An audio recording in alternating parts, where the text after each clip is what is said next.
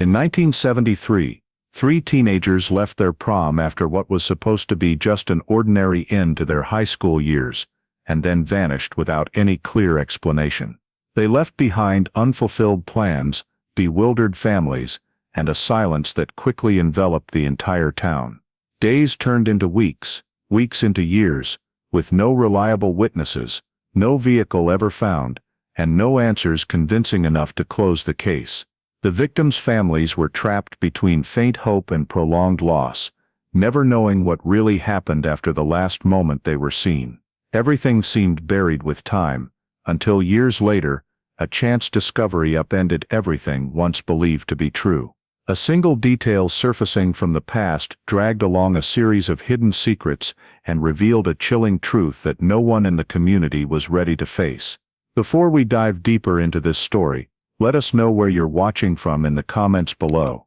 And don't forget to subscribe so you don't miss the next cases we'll reopen. In the spring of 1973, a small town in Kansas was immersed in the lights of prom and the familiar tranquility of graduation night, as the hall hosting the dance became the sole center of activity in the town. Silas Boone, Reed Holloway, and Maribel Knox were there like any other students, blending into the atmosphere of a night seen as the final milestone before each went their separate way. They appeared in the crowd, chatting, taking photos, moving back and forth in the familiar space they had been attached to throughout their high school years, showing no signs that this would be the last time they were seen. As the prom wound down, around 11:45 p.m., the crowd began to thin, and the parking lot in front of the hall grew quieter. Silas, Reed, and Maribel left the building, headed to Silas's car and drove off together. A few lingering students saw the car pull out of the lot,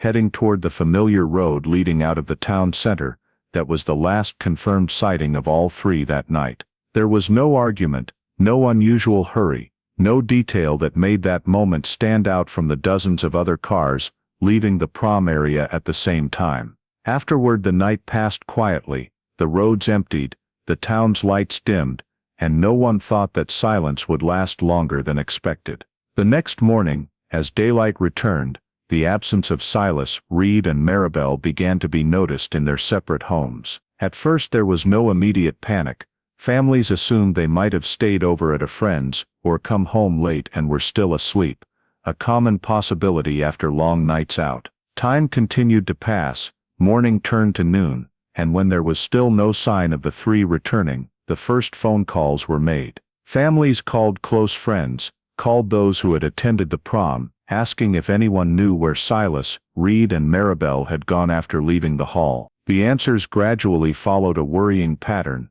No one had seen them after they left the parking lot, no one had received a call or message from them, and no one had any additional information beyond what was known from the night before. By afternoon, the worry became clearer, as every initial assumption was ruled out one by one with no new one strong enough to replace it. Families checked the victims' homes again, realizing that personal belongings were intact, clothes, books, and everyday items, all in place, with no signs of preparing for a long trip or an intentional disappearance. Time stretched into the evening, and the unexplained silence became the most frightening element, as it came without any clue or information that could reassure. By that point, no one in the families believed this was just a harmless delay or a youthful impulse. As the sun set for the second time since Silas, Reed, and Maribel left the prom, every search effort in familiar areas had been made without results, and the worry had turned into certainty that something serious had happened. In that context, the families made the final decision to contact the police to report them missing, officially recording that 3 high school students had left the prom that night and not returned, opening an unexplained void in their families' lives and in the inherent peace of the small Kansas town. The missing persons call was received at the local police station late in the evening, right after the families concluded that the prolonged silence of Silas Boone, Reed Holloway, and Maribel Knox could no longer be explained by ordinary possibilities. And from that moment the case officially moved out of personal concern into a file to be handled by procedure. Initial information was recorded systematically, including the full names of the 3, their ages, residential addresses, school status, the last time they were seen, and the circumstances of leaving the prom, all compiled based on family statements and what could be confirmed at the time of intake.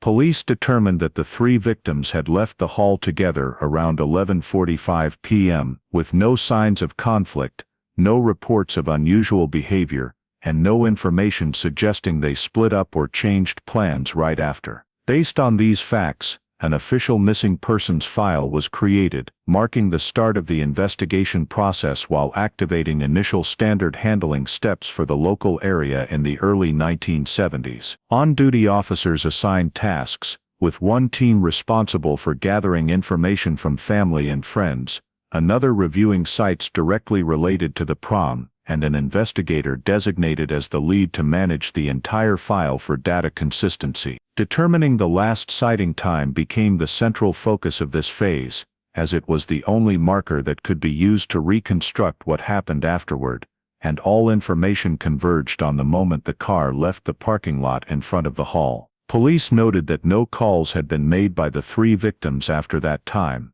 no notifications from hospitals or local medical facilities, and no traffic accident reports matching the time frame and area. Alongside establishing the timeline, the vehicle the three used that night was entered into the file as a key element, as it was the only common factor that could help trace their movement. Full details about the car driven by Silas Boone were collected, including make, color, license plate, technical condition, and other identifying features, for the purpose of searching nearby routes and cross-referencing any reports that might arise. The lead investigator quickly realized that the three disappearing together while using a personal vehicle made an accident a hypothesis to be taken seriously, but the complete lack of any visible signs made it impossible to confirm immediately. During file creation, police also worked directly with families to confirm no history of running away, no recent serious conflicts,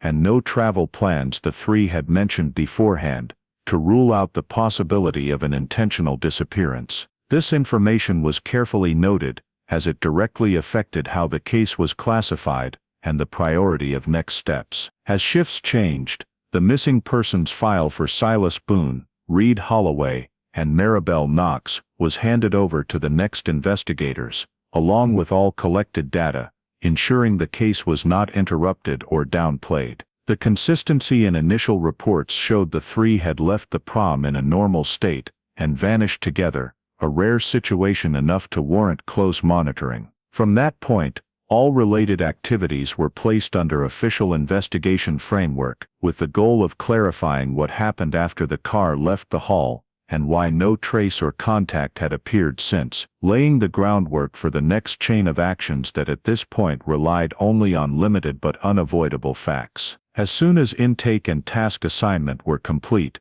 the entire focus of the file quickly shifted to the core question at that time. After leaving the parking lot in front of the hall around 11:45 p.m., where did Silas Boone, Reed Holloway, and Maribel Knox go, and how could all three along with the vehicle they were using vanish completely without leaving any clear trace? To answer this question, investigators began by analyzing the expected route, based on confirmed daily habits of the three victims, their home locations, and the paths typically chosen by town students when traveling at night. These facts were not considered in isolation, but placed side by side to find the most logical intersection, where individual choices could converge into a common route, reasonable enough not to raise suspicion from the start. Area maps were spread out, and main roads leading from the hall were marked first, as they had higher traffic, better lighting, and were the default choice for drivers without intent to detour or stop elsewhere. From these main routes,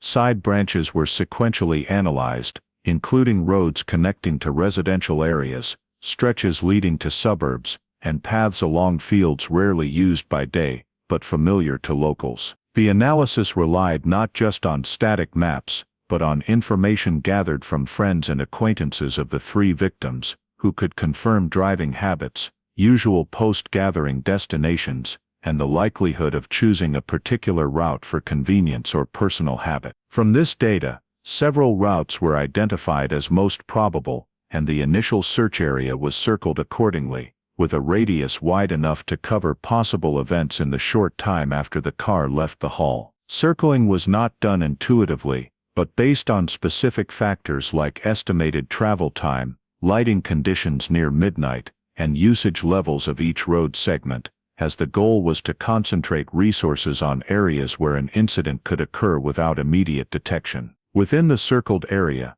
investigators paid special attention to key intersections, where a wrong turn, or a few seconds of inattention could take the car off the familiar path into less traveled areas. These intersections were evaluated not just geographically but physically, for example, presence of signs, road curvature, sudden shifts from paved to dirt surfaces, or paths leading to construction zones or private land. Each intersection was considered in the specific context of that night, when visibility was limited, and environmental recognition depended more on headlights than public lighting, making wrong turns, or failing to notice route changes more likely. Alongside identifying relevant routes and intersections, an elimination process was conducted to rule out unsuitable paths, thereby systematically narrowing the investigation scope. Roads leading back to the town center were excluded, as there was no reasonable motive for the three to return to a crowded area at that hour,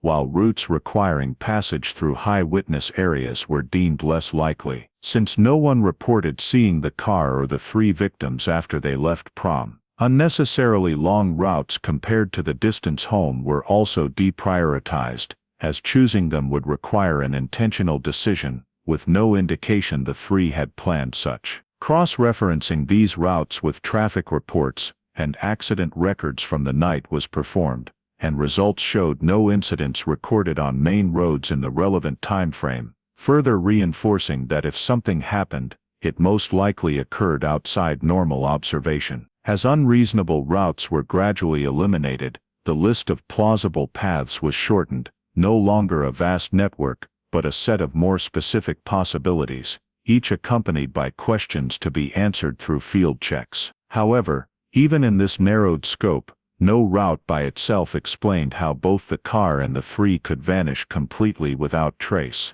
leading investigators to consider that the event might not have occurred on familiar roads, but in an easily overlooked or rarely noticed location. Based on the entire analysis and elimination process, a preliminary picture of the final route was formed, not as a definitive answer, but as a logical framework to guide next steps, in which the most reasonable routes were prioritized for checking first, key intersections marked for thorough examination, and unsuitable paths set aside to avoid dispersing resources. The route reconstruction phase thus did not end with a specific discovery, but it created the necessary foundation to shift from paper analysis to field action, while clarifying that the disappearance of Silas Boone, Reed Holloway, and Maribel Knox could not be explained by a minor error on familiar roads alone, requiring careful examination of every movement choice in the final minutes they were still seen.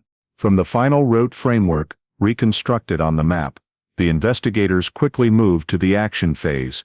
because any analysis on paper only held value when verified in the field, where hypotheses had to confront the terrain, distances and details that no diagram could fully capture. The organization of searches along routes was implemented based on the paths assessed as most likely, starting with the main roads leading away from the auditorium area, and then gradually expanding to the side branches marked during the prior analysis. The search teams moved along each road segment, checking the shoulders, drainage ditches, low-lying areas beside fields, and any spot where a vehicle could leave the roadway without being immediately noticed. The initial focus was on poorly lit sections, where nighttime visibility was limited, and the likelihood of an incident occurring without witnesses was higher, but even in these areas, there was no sign that a vehicle had ever deviated from its path or suffered a serious accident. As the overland routes were checked without results, the search scope was expanded to water areas near the identified paths, because in the absence of debris or collision traces, the possibility of the vehicle falling into a canal, ditch, or pond was considered one of the hypotheses that needed to be ruled out early. The search teams scanned riverbanks, examined irrigation canals and small roadside ponds, focusing on spots where a vehicle could plunge in without leaving clear marks on the road surface. This work required time and meticulousness, as water could effectively conceal traces, but the results were an unsettling silence. No vehicle was discovered, no oil slicks, and no indication that an underwater accident had occurred. Faced with the lack of clues, support forces were mobilized to expand the search scale and increase terrain coverage, including additional officers, rescue personnel, and local volunteers familiar with the area. This mobilization allowed the search teams to access broader areas in less time, while leveraging residents' knowledge of the terrain to identify points easily overlooked on official maps. The groups were divided by specific zones, each responsible for checking a particular road segment or water area, ensuring no gaps were missed due to overlap or poor coordination. Although the search scale was expanded and more time was devoted to each area, the results remained unchanged, as no sign of the vehicle driven by Silas Boone appeared on any checked road or water area. The complete absence of the vehicle became the most concerning factor of this phase, because in most missing persons cases involving traffic accidents, sooner or later some physical sign would appear, whether small debris, skid marks on the road, or disturbances in the surrounding environment. In this case, no such signs were recorded, forcing the investigators to confront the reality that conventional hypotheses no longer sufficed. The failure to locate the vehicle also meant there was no clear starting point for subsequent investigative steps,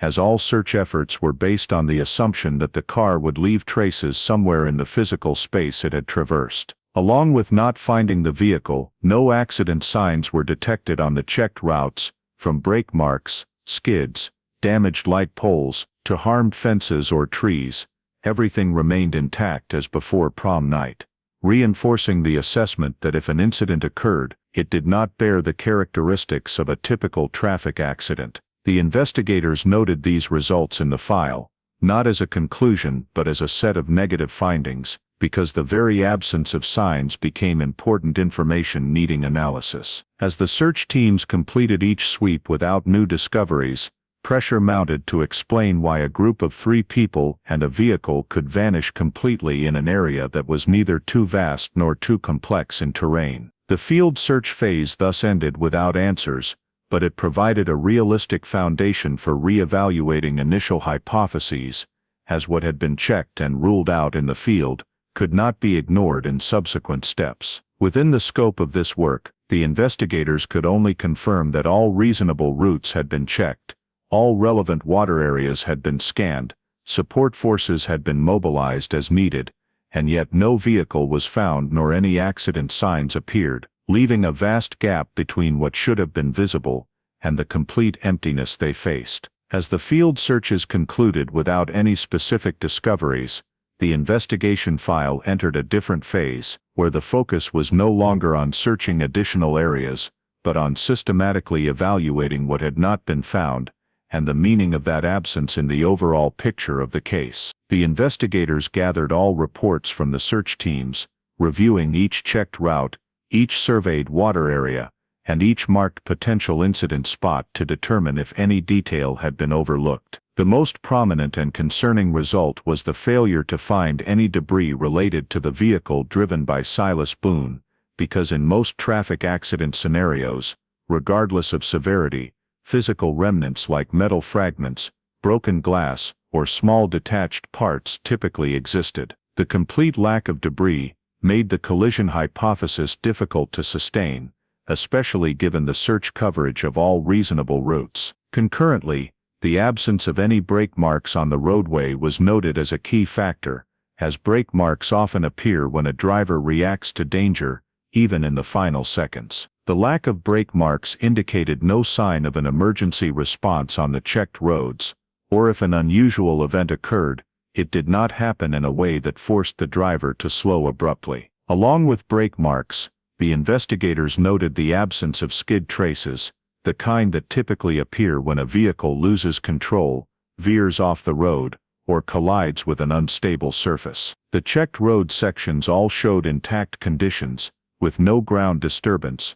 no crushed grass, or displaced soil and rocks, details usually seen as direct indicators of a vehicle leaving the roadway. The simultaneous absence of these three factors could not be considered coincidental, as the probability of an accident occurring without leaving any traces in a thoroughly checked geographic area was very low. The investigators thus began shifting their approach from seeking specific traces to evaluating hypotheses through logical elimination, where a conventional traffic accident was placed on the scale and analyzed frankly. They considered various accident scenarios, from the vehicle leaving the road at high speed and plunging into water, to the possibility of mechanical failure leading to loss of control, and compared each to the existing data. In the case of plunging into water, one would expect at least bank disturbances, skid trails leading to the water, or pollution signs like oil slicks, but none appeared.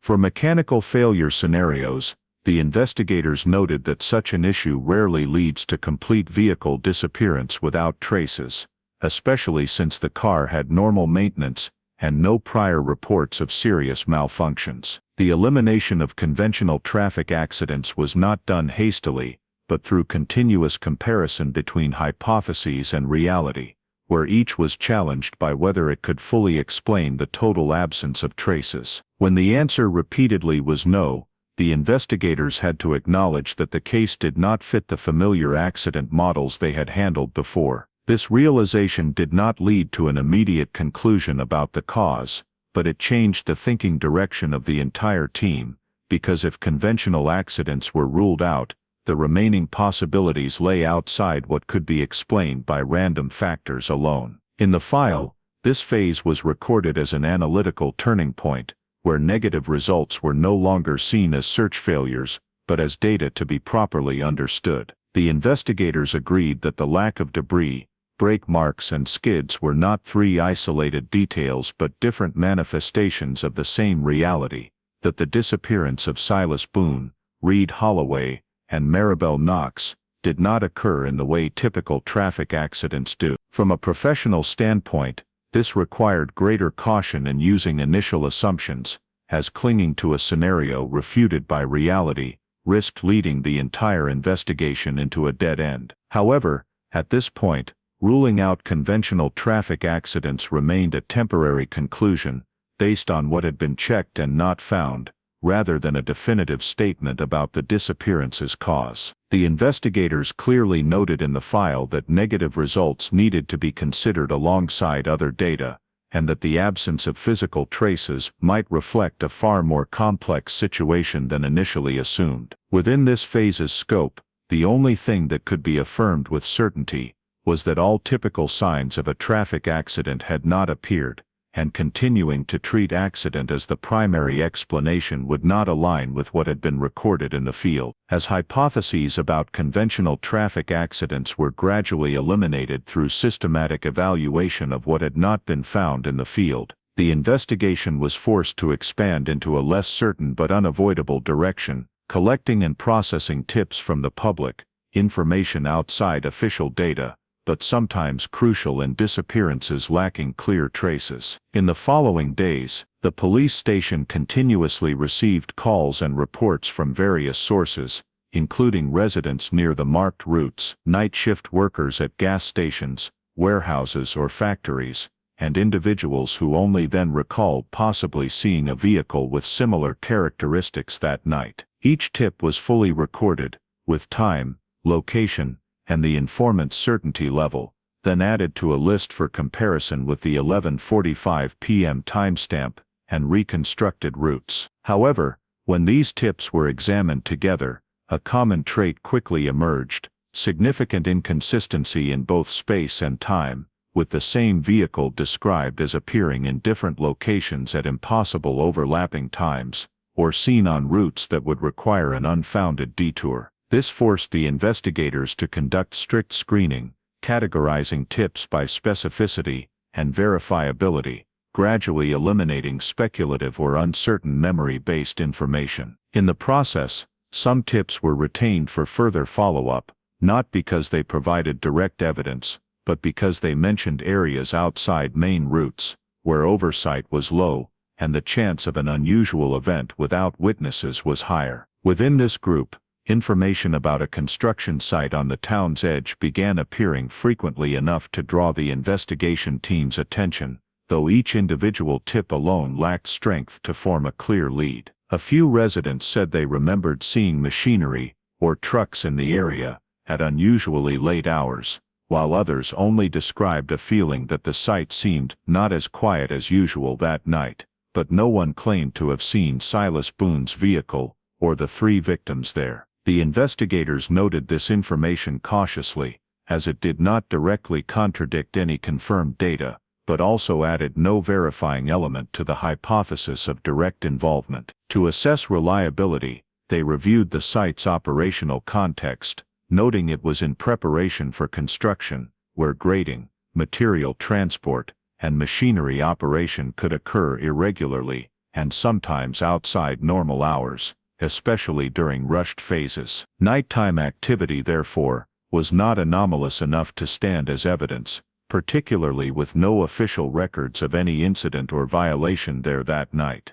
The investigators also compared the construction site information to prior field searches, and found the area had not been initially prioritized, because no reasonable route led directly from the auditorium without an intentional detour. Weighing all factors, the team faced a difficult but practical decision: whether this lead had enough weight to justify expanding the search in an entirely new direction. Excavating a construction site required not only major personnel and equipment resources, but also complex legal and administrative issues involving ownership, construction progress, and issued permits. Without direct evidence of the vehicle or victim's presence, the risk of excavation was deemed higher than the potential for results. The low reliability of the tips, stemming from their reliance on speculation and unclear memories, further supported viewing the site as non-priority at this time. The decision against excavation was made after careful consideration,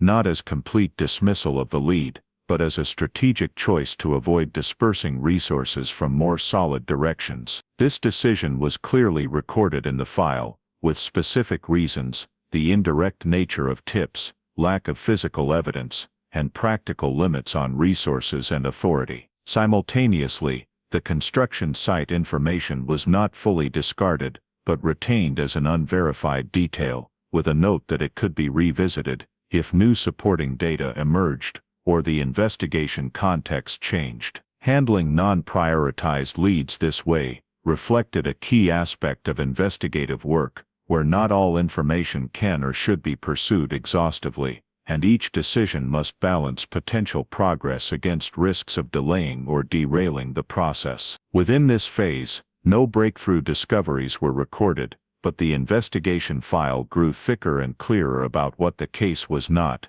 as well as directions considered and temporarily set aside. The phase of collecting and evaluating non-prioritized leads thus ended with an increasingly sharp picture of the disappearances' complexity, a binding decision against excavating the construction site at that time, and the undeniable reality that the investigation was approaching a point where options were narrowing while answers remained entirely absent. When the decision was made not to excavate the recorded landfill site and no investigative leads remained sufficiently substantiated to pursue immediately, the entire case entered a different phase, quieter but heavier, where the absence of new clues became the dominant factor in all subsequent assessments. The investigators reviewed everything that had been done since the night Silas Boone, Reed Holloway, and Maribel Knox disappeared from receiving the initial report, reconstructing the route, conducting field searches, to collecting and screening tips from the public.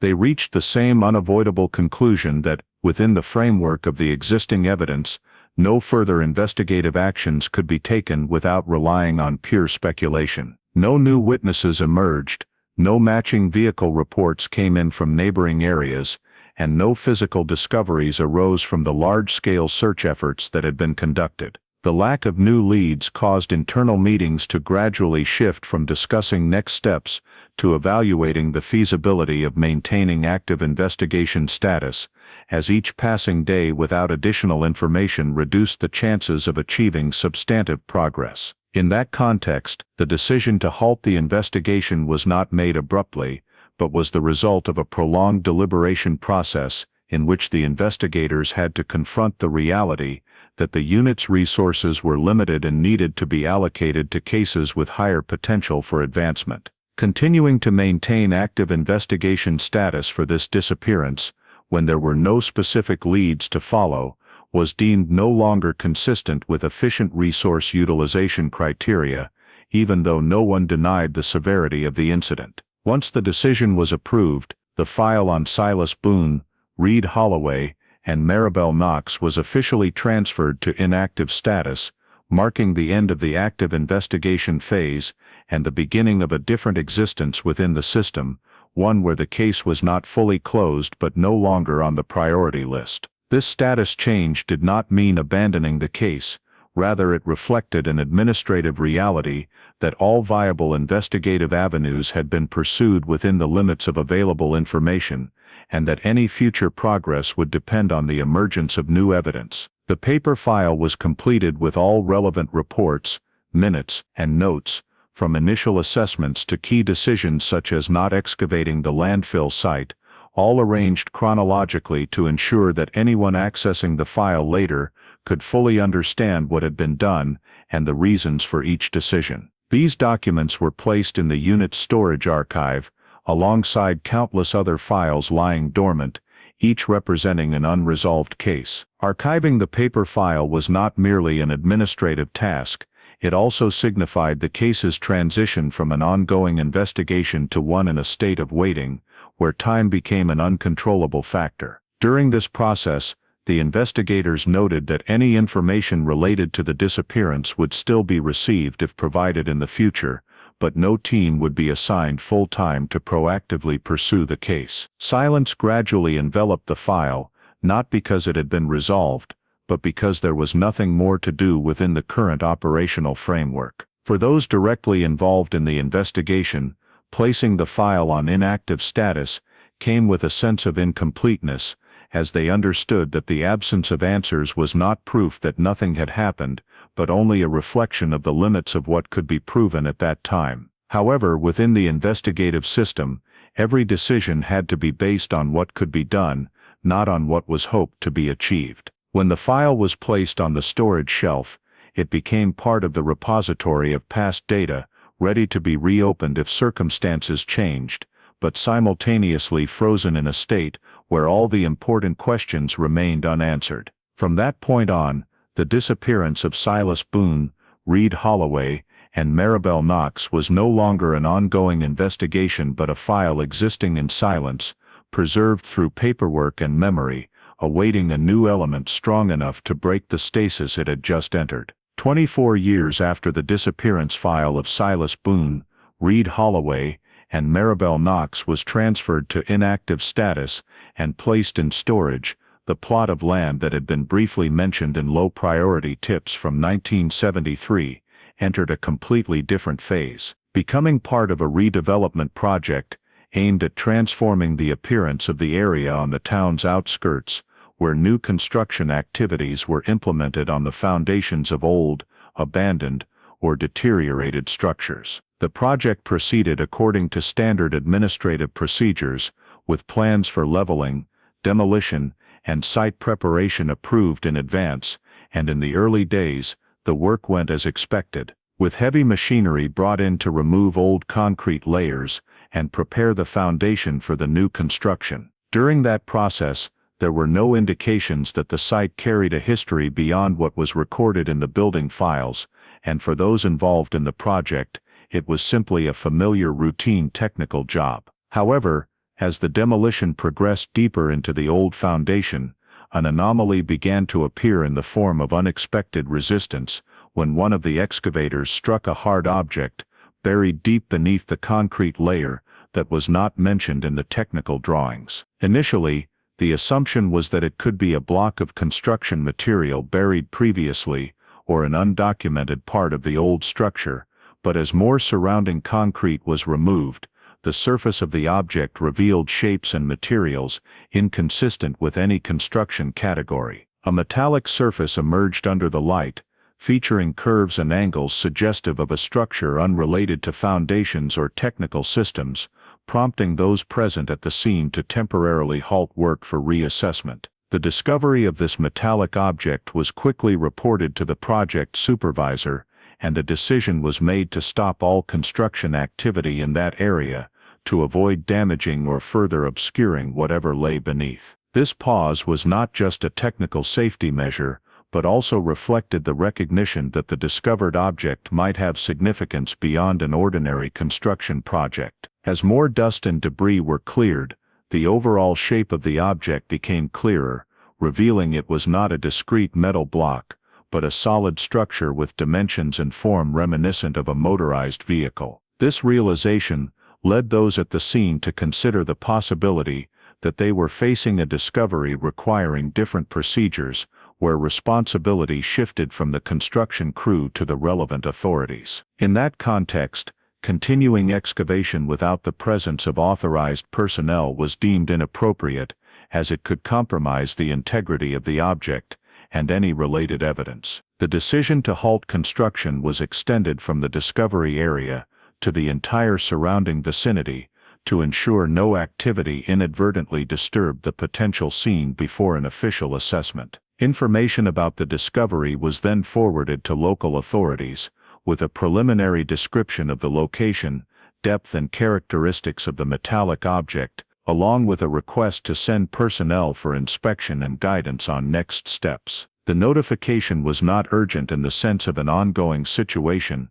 but it was serious enough to be prioritized, as the possibility of a buried vehicle could not be ignored. When the information reached the authorities, the initial response was to dispatch representatives to the scene for verification, while requiring the discovery area to remain undisturbed until an official evaluation. The arrival of authorities at the site marked a fundamental shift in how the area was perceived, from an ordinary construction site to a location requiring investigative consideration. During the initial verification, no efforts were made to draw hasty conclusions about the object's origin, as the goal at this stage was only to confirm that the discovery was serious enough to trigger subsequent procedures. Information related to the site's location, usage history, and prior construction activities was collected preliminarily, not for immediate analysis, but to ensure all necessary data would be available when processing escalated to the appropriate level. For those involved in the redevelopment project,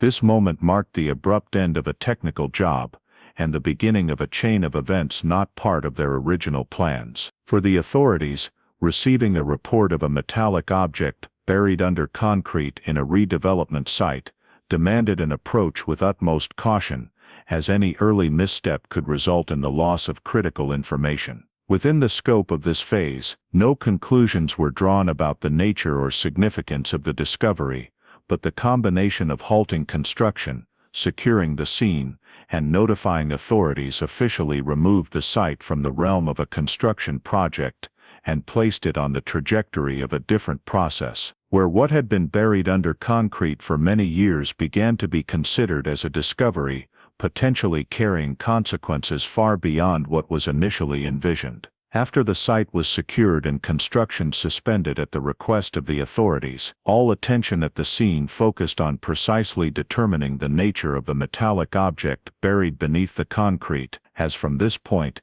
every handling step had to adhere to strict principles of preservation and verification to avoid any actions that could distort or destroy identifying information. The process of exposing the object was conducted in stages, starting with removing additional surrounding concrete layers to expand the observation area without directly impacting the internal structure, in order to clarify the overall shape before drawing any conclusions. As the exposed surface area became sufficiently large, the object's structure became unmistakable, with seamless curves, uniform metal thickness, and internal spatial arrangement consistent with the design of a motorized vehicle, rather than a construction block or industrial equipment. Details such as the frame, load-bearing pillars, and characteristic hollow compartments gradually appeared, confirming that this was a vehicle buried intact, not random scattered parts covered haphazardly.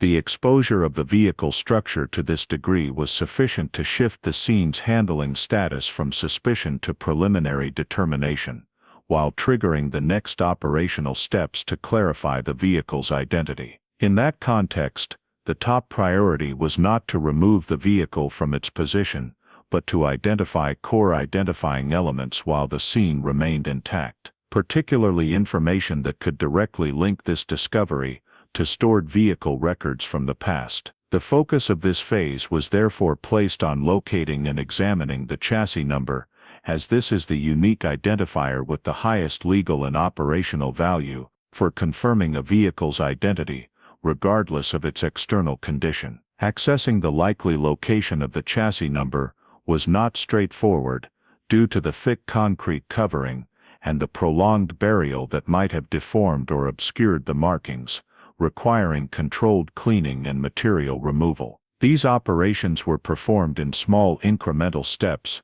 with the goal of exposing enough information to read the markings without damaging the metal surface or losing traces useful for later assessments. As the chassis number area was gradually exposed, the investigators recorded every visible detail, from the metal surface condition to the integrity of the markings, as these factors could affect the reliability of reading and comparison. Once the chassis number was sufficiently clear to document, this information was not used to draw conclusions at the scene, but was treated as input for a systematic comparison with stored vehicle records. Concurrently with exposing and recording the chassis number, the investigators began retrieving old files related to missing vehicles or those connected to unresolved cases in the area and relevant time period, with particular attention to the 1973 file due to the geographic and contextual match. These documents included missing vehicle reports,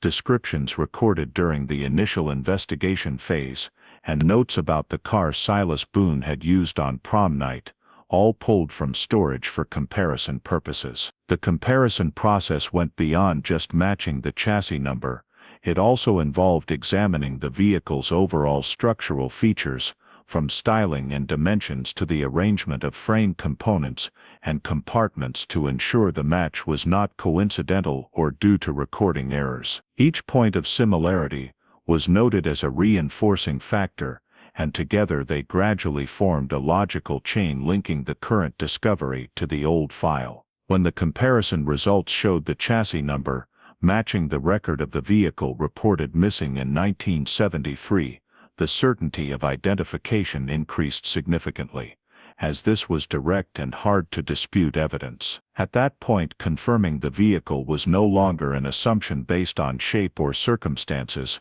but a conclusion grounded in official identifying data. This conclusion was carefully documented in the file, accompanied by all comparison details and steps taken to ensure accuracy, as any error at this stage could undermine the entire subsequent investigation. Confirming the vehicle's identity led to a clear change in how the scene was managed, as from this moment, the car was no longer merely an object found during construction, but a central piece of evidence tied to a disappearance that had lingered for over 2 decades. The investigators noted that the vehicle's intact condition, combined with its burial under concrete, raised serious questions about how and under what circumstances it had been placed there, but during the identification phase, all speculation about causes or responsibility was set aside to avoid interfering with the verification process. Every detail related to the vehicle, from the chassis number, discovery location, burial depth, to structural condition, was compiled into separate minutes to ensure this information could be used consistently and accurately in subsequent steps. When the entire identification process was completed and the conclusion officially confirmed, the 1997 discovery no longer existed as an isolated event, but became an integral part of the 1973 disappearance file, for the first time providing a clear physical link between past and present. Within the scope of this phase, the task set for the investigators had been accomplished to establish beyond dispute that the vehicle buried under the concrete was the one directly involved in the disappearance of Silas Boone, Reed Holloway, and Maribel Knox, transforming what had previously existed only in paper files and memory into tangible evidence, and thereby laying a solid foundation for re-examining the entire case in light of the newly confirmed discovery. The confirmation of the identity of the vehicle buried under the concrete layer created a point of no return for the case that had been frozen for more than 2 decades, because from that moment, the 1997 discovery was no longer a discrete event, but became direct physical evidence tied to the 1973 disappearance, forcing authorities to shift from processing the discovery to fully re-evaluating the entire case. In the initial hours after the vehicle's identity was confirmed, preliminary reports were forwarded to command for review of the legal and operational impact of this finding, because once concrete evidence linked to an inactive case existed, maintaining that inactive status was no longer consistent with procedure. The decision to reopen the case was not made immediately, but through a series of internal discussions to determine the scope and basis for reactivating the investigation, with the focus on assessing whether the current discovery carried enough weight to justify reallocating resources and officially returning the case to active investigation status. The confirmation that the car was the vehicle directly related to the disappearance met the most critical criterion: the emergence of new evidence capable of fundamentally altering the understanding of what had happened, and on that basis, the decision to reopen the case was approved as a necessary and unavoidable step. When this decision was issued, the case's status was updated from inactive to active, marking its return to the list of ongoing investigations and triggering related procedures for assigning personnel and reviewing all old data. A lead investigator was appointed to coordinate and redirect the investigation, with the clear requirement that this person approach the case as a new one based on the current evidence, rather than merely a mechanical continuation of what had been done before. The assignment of Thomas J. Halverson to this role reflected the need for someone experienced enough to handle complex, long-dormant cases, while independent-minded enough to re-examine old decisions without being bound by assumptions from 1973. When Halverson took over, his first step was not to propose new theories, but to gather and fully master the entire related file, because any assessment had to be based on a complete understanding of what had been done and what had been overlooked. Documents from 1973 were requested from storage, including the initial intake report, route reconstruction records, field search results, evaluations of negative outcomes, and notes on leads that were not prioritized, such as the filled-in lot. This gathering process was not just about assembling papers, but also about recreating the operational context of the time, understanding the limitations in information, tools and authority that previous investigators had faced. Halverson reviewed each part of the file chronologically, paying attention to how decisions were made and the basis for them, from ruling out ordinary traffic accidents to the decision not to excavate the lot mentioned in citizen tips. Gathering the 1973 file also included related administrative documents, such as maps of the area at the time, traffic reports, and any information that could help place old facts in more accurate context when compared to the 1997 situation. In this process, Halverson did not immediately seek answers to who was responsible or what happened, but focused on identifying intersections between the old file and the new evidence, as these points would determine the direction of the reopened investigation. Gathering and systematizing the file also ensured that all 1973 information was brought into the same frame of reference, avoiding fragmentation or misinterpretation due to changes in time and context. Once the necessary volume of documents was assembled, the file was restructured to reflect the case's new status, with the 1997 discovery and vehicle confirmation placed centrally as the starting point for all subsequent evaluations. The decision to reopen the case was thus not merely an administrative action, but an acknowledgement that what had been deemed insufficiently supported in 1973 now needed re-examination in light of specific physical evidence, and that all prior assumptions had to be open to scrutiny. Within this phase, the work focused primarily on establishing a foundation for the reactivated investigation, including determining jurisdiction, assigning responsibilities, and ensuring full and systematic access to all historical data. No conclusions were reached about cause or responsibility, and no new field investigations were launched immediately, as the goal of this work was to create a solid starting point where the case was no longer dominated by information deficits as before, but placed in a new context where evidence existed and demanded explanation. As Part 10 concluded, the case of Silas Boone, Reed Holloway, and Maribel Knox was no longer resting in storage, but had been officially reopened, assigned to a responsible investigator, and prepared for a deeper review phase based on the combination of what was recorded in 1973 and the decisive discovery that emerged in 1997. Immediately after the case was officially reopened and all 1973 documents were fully assembled under Thomas J. Halverson's coordination, the investigation's focus shifted to a phase of introspection and deep analysis, reviewing all past decisions to determine what had been correct, what had been insufficient, and most importantly, which lines of inquiry had been abandoned or never pursued to completion. Halverson approached the file not to find personal errors, but to understand the operational logic that guided decisions at the time, placing them in the context of resources, technology, and investigative standards of 1973. He cross-referenced every step taken, from receiving the report, reconstructing the final route, conducting field searches, to evaluating negative results, and deciding to shift the case to inactive status, to assess whether those choices were reasonable based on available information. Through this process, some decisions were confirmed as appropriate given the facts at the time, particularly ruling out ordinary traffic accidents due to the complete absence of physical traces, showing that the initial team had not acted emotionally, but on systematic analysis. However, the cross-referencing also revealed notable gaps, not in wrong decisions, but in lines of inquiry that were halted too early due to lack of direct evidence,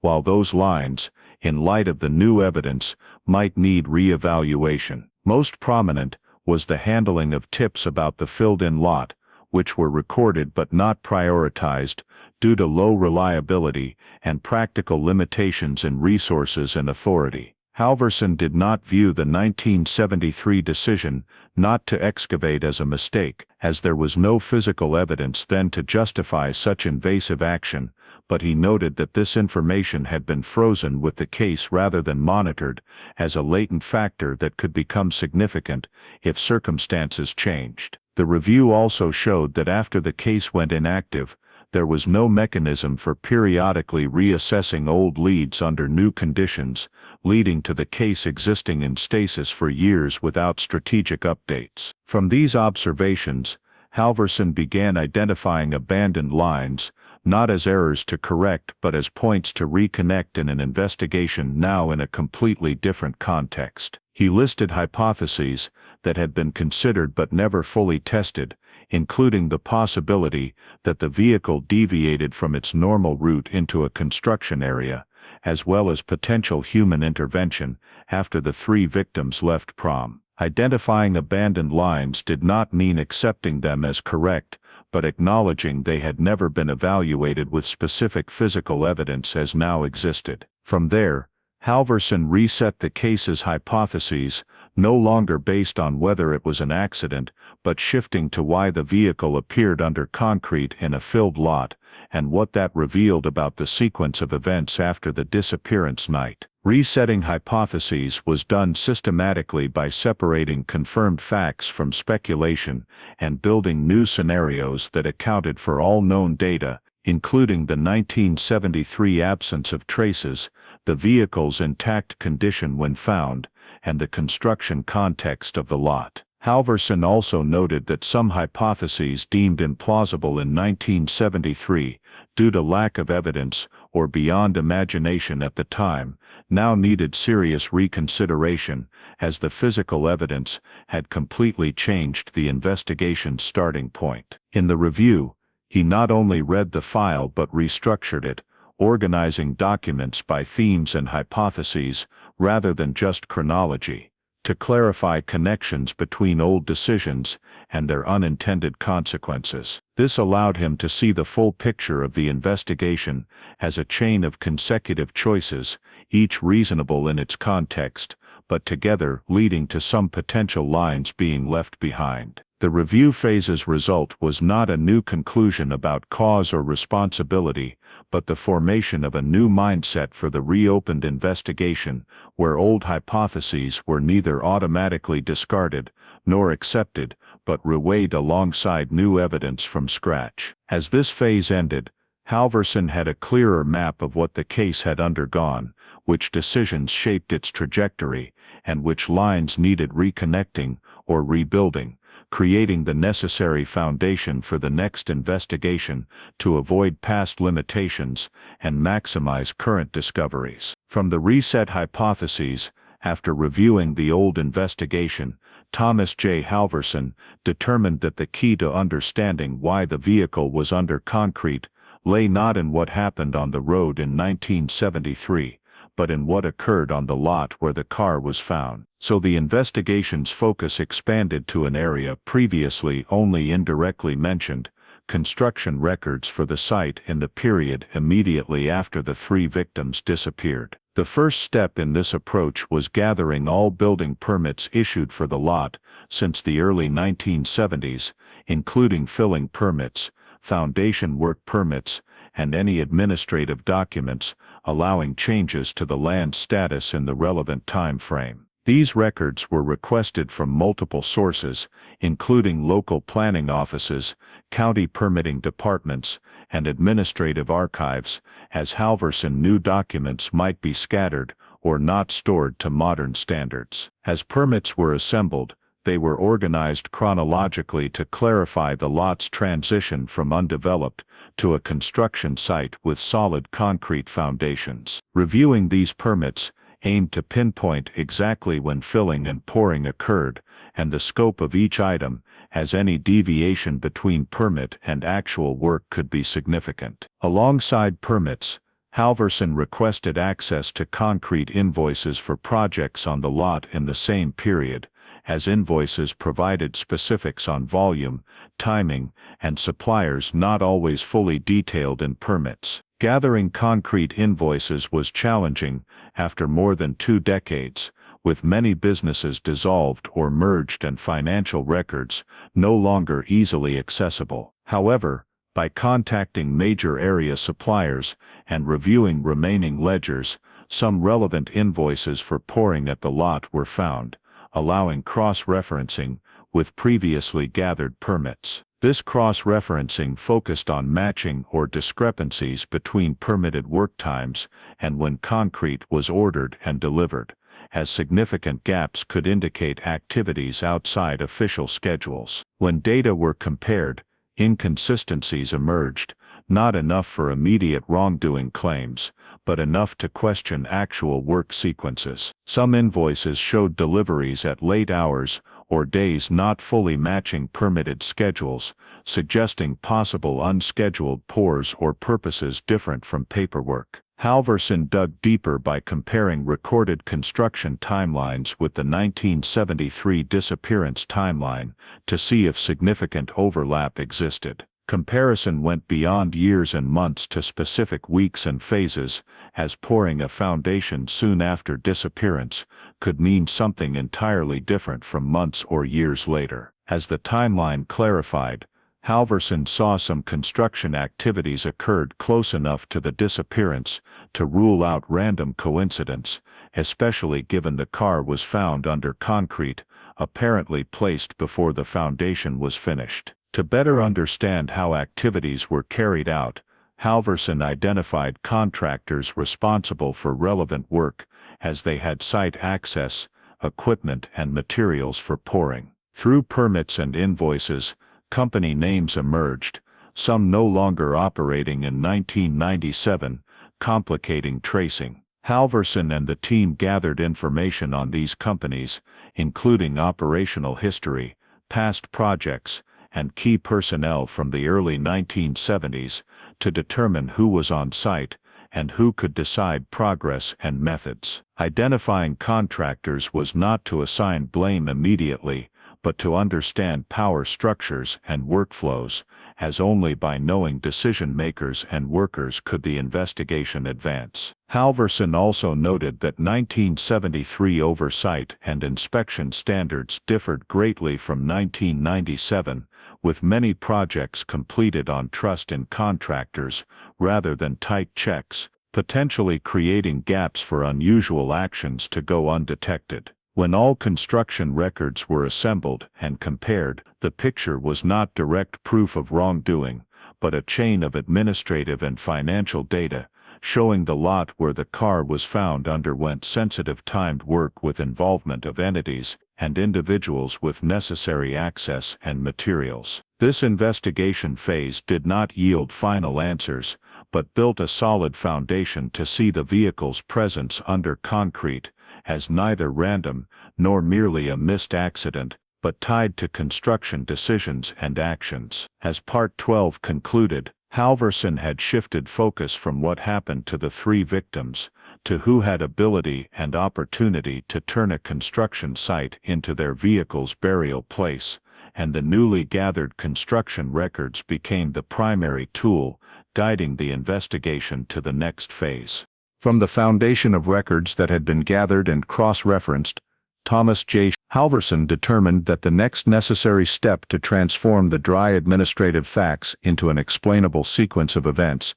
was to work directly with individuals who had been present at the construction site during the sensitive construction phase, because only the testimony of those involved could fill the gaps that paperwork could not reflect. Among the names appearing on the personnel list related to the construction unit, Frank Ellison emerged as a key witness, not because of the highest title or final decision-making authority, but because his role allowed direct access to the activities taking place at the site at the time when the invoices and permits indicated irregularities. Halverson approached Ellison as an investigator clarifying the record, without making accusations or prior assumptions, in order to create conditions for a session focused on reconstructing what had occurred more than 2 decades earlier. From the outset, Ellison was cautious, not out of a confrontational attitude, but because the long passage of time required him to consider each detail carefully, to avoid confusing memory with speculation. But when the documents were placed before him, including the cross-referenced concrete invoices and construction schedules, the pieces in his memory began to be activated. Ellison confirmed that during the foundation construction phase at the site, there had been at least one pour that took place outside the official plan, not included in the approved construction schedule, and this was not fully recorded in the company's internal records. He described that pour as occurring at an unusual time of day, when most workers had already left the site, and only a small group was required to stay behind, with the reason given as completing urgent work to avoid delaying the overall progress. When asked to clarify, Ellison confirmed that the decision to pour outside the plan did not stem from a typical urgent technical need, but from direct instructions by Harold D. Kessler, who was responsible for coordinating work at the site at that time. This confirmation was particularly significant because it linked the discovered administrative facts to a specific individual with decision-making authority, creating a convergence point between the construction records and human responsibility. Ellison continued to provide details about how the pour was carried out, emphasizing that the process at that time differed from standard practice, not only in timing but also in organization, when certain areas of the site were restricted from access, and those not in the designated group were not allowed near the area under construction. According to him, the access restriction was explained vaguely as a safety measure, but in a normal context, such measures were rarely applied strictly to the point of completely prohibiting the presence of other workers. When Halverson asked about payment for this pour, Ellison confirmed that part of the cost was paid in cash, not through the company's normal accounting process, and this was presented as a quick solution to avoid delays. He acknowledged that at the time,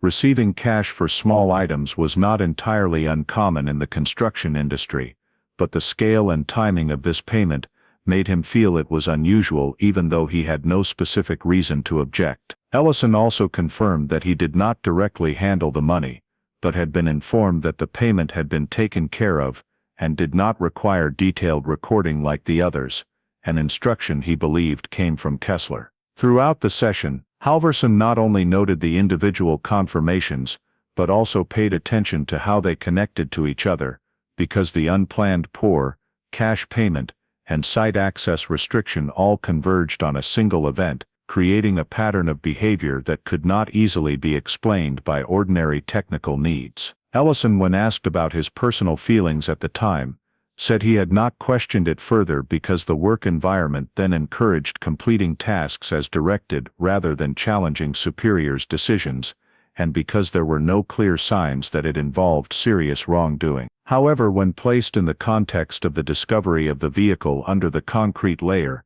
the details Ellison confirmed began to take on an entirely different meaning. No longer minor irregularities in the construction process, but pieces that could potentially explain why such a large structure could be placed and covered without detection for many years. Halverson asked Ellison to reconfirm each important point to ensure that the testimony was not based on current inference, but on memory and information he actually possessed at the time, and Ellison, though cautious, maintained the confirmations regarding the unplanned pour, the cash payment, and the access restriction. He also clarified that the entire site was not blocked off, but only a specific area, large enough to conduct the pour, but small enough not to attract the attention of those not involved. This testimony added important depth to the record, as it provided real-world context about how decisions were executed at the site, going beyond what permits and invoices could show.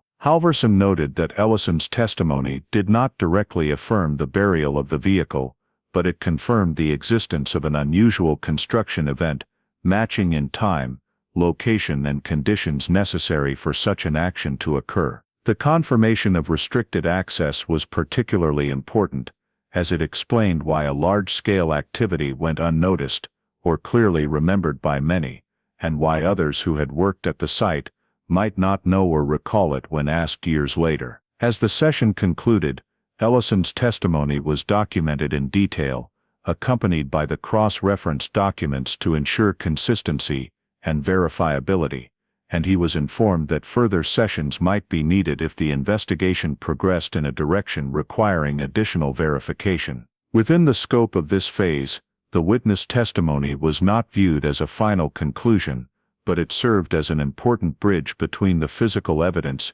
and the construction records, turning previous suspicions into facts that could be placed in a logical sequence of events. As Part 13 drew to a close, the investigation now had not only the papers and invoices, but also direct testimony confirming that what had occurred at the site at that time did not fully align with normal procedures, creating a new foundation to continue clarifying responsibility and motive behind the vehicle of Silas Boone, Reed Holloway, and Maribel Knox being buried under the concrete layer for decades. From the specific confirmations in Frank Ellison's testimony, the investigation moved to a more critical phase, where scattered facts began to be placed into a targeted analytical framework aimed at establishing a viable suspect, and in that context, Thomas J. Halverson first focused on analyzing control over the site during the sensitive construction phase, because only individuals with decision-making authority and the ability to coordinate activities at the site could carry out or permit an action of such scale and concealment. From the construction records and testimony gathered, it became clear that not all personnel at the site had freedom to come and go or change the construction plan, but control was concentrated in a few individuals holding management and coordination roles. Halverson analyzed the organizational structure of the construction unit at that time, clearly identifying who had authority to approve unplanned changes, who could require personnel to work overtime, and who could direct restricting access to a specific area of the site. Through this process, Harold D. Kessler emerged as the person who possessed all those elements, with a role that allowed him to control the construction schedule, allocate manpower, and issue direct instructions without needing to explain in detail to subordinates. The analysis of site control was not intended to speculate on motive from the start,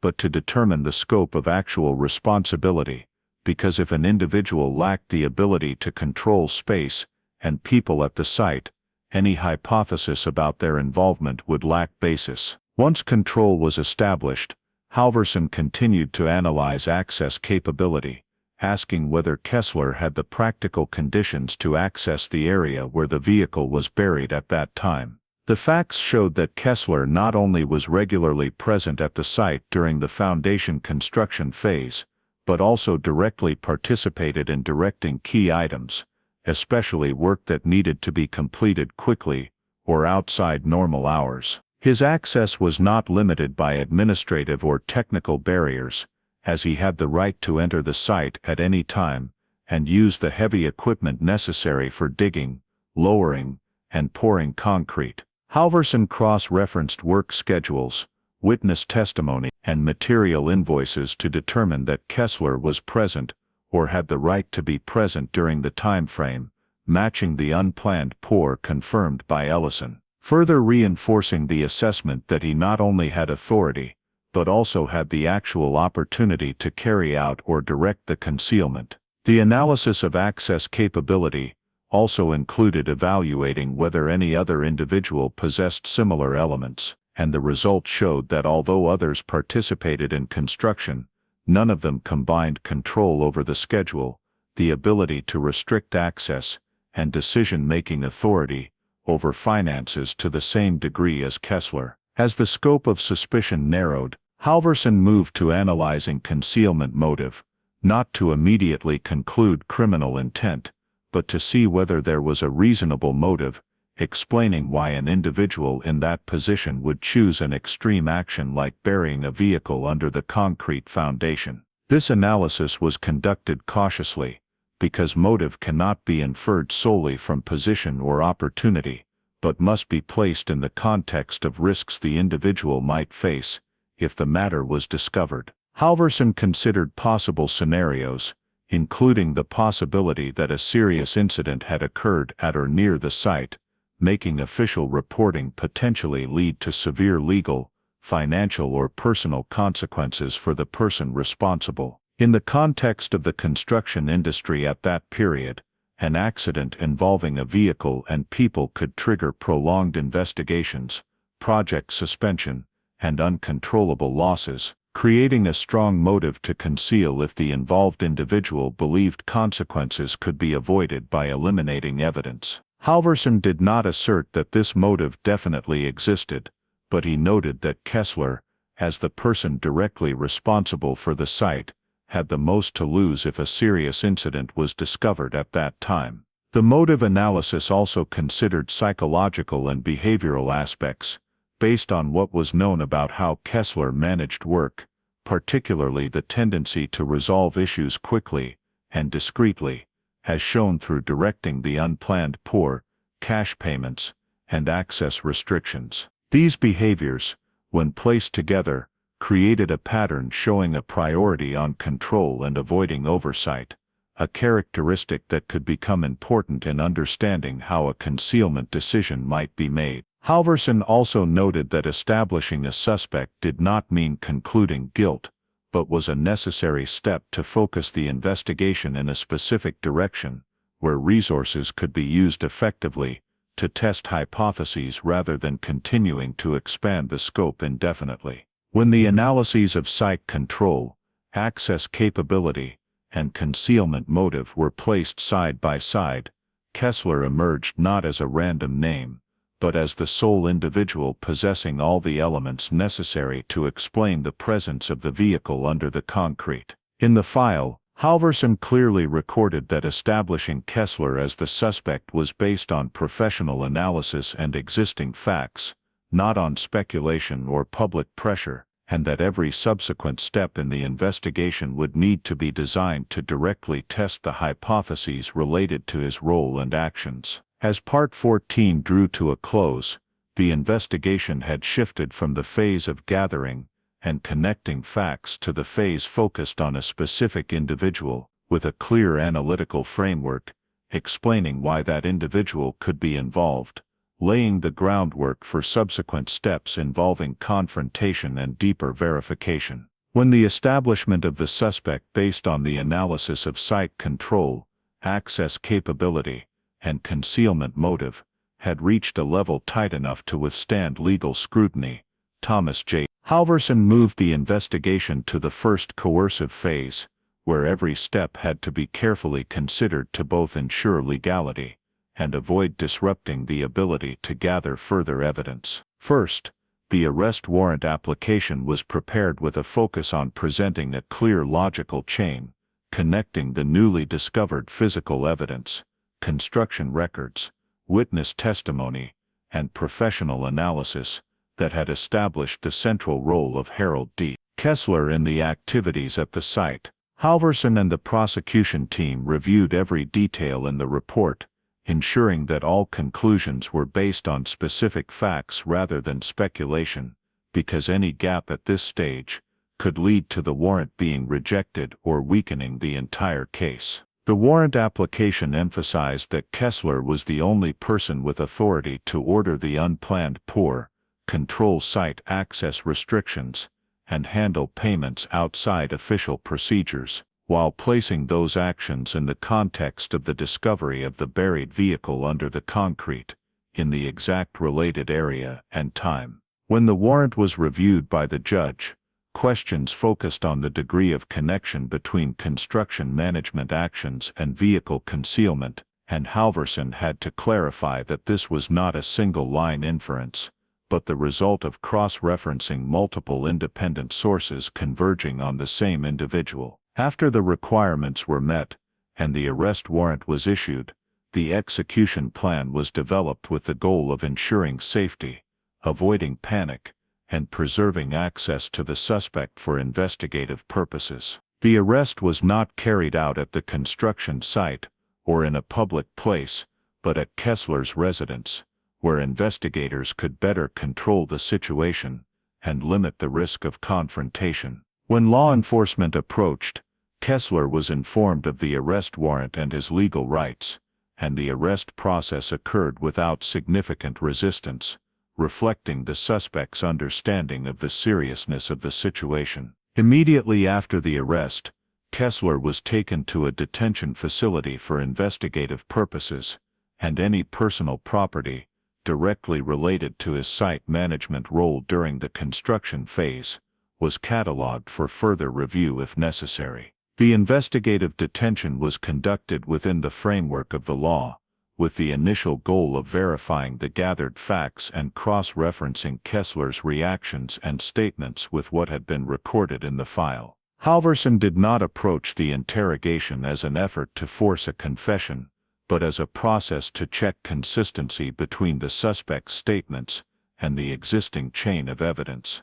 because any contradiction could provide additional clues or strengthen the current hypothesis. During the detention period, Kessler was clearly informed of the charges related to concealing the vehicle and obstructing justice, and was provided access to counsel as required, to ensure that any statements obtained had legal value. The arrest was not viewed as the endpoint of the investigative process, but as a necessary transition to move the case from analysis to confrontation, where hypotheses were tested directly through the suspect's reactions and statements. Halverson noted that bringing Kessler into detention had changed the case dynamics, not only legally, but also because it opened access to information previously beyond the reach of investigators, including internal decisions, personal motives, and details never recorded in construction records or witness testimony. Within the scope of this phase, the warrant application, arrest execution, and investigative detention were completed in full compliance with procedure, creating a clear turning point in the case progress. where the suspect was officially placed under legal supervision, and the investigation entered a new state, focused on clarifying the specific role and responsibility of Harold D. Kessler regarding what had been buried for more than 2 decades. Immediately after the arrest and investigative detention were completed, the investigation entered a critical confrontational phase, where all prior hypotheses and analyses had to be tested through the reactions and statements of Harold D. Kessler in response to the systematically collected evidence. Thomas J. Halverson approached the interrogation with a clear objective of confronting the evidence in a logical sequence, not aiming to create extreme psychological pressure or seek a quick confession, but to clarify the suspect's specific role in the chain of events that led to the vehicle being buried under the concrete slab. The interrogation began by neutrally re-establishing the context, confirming Kessler's personal information and his role at the construction site in the early 1970s in order to establish a common foundation before moving to the core issues. Once Kessler confirmed his position and responsibilities, Halverson sequentially presented the verified evidence, starting with the least contentious facts, such as building permits, construction schedules, and the suspect's on-site management role, to create a chain of basic truths that Kessler could hardly deny. From that foundation, Halverson moved to confronting the identified anomalies, including the existence of an unplanned concrete pour, the discrepancies between permits and concrete invoices, and the restricted site access during a specific time frame, asking questions about the reasons and authority behind those decisions. Kessler initially responded by describing those decisions as normal management measures to ensure progress,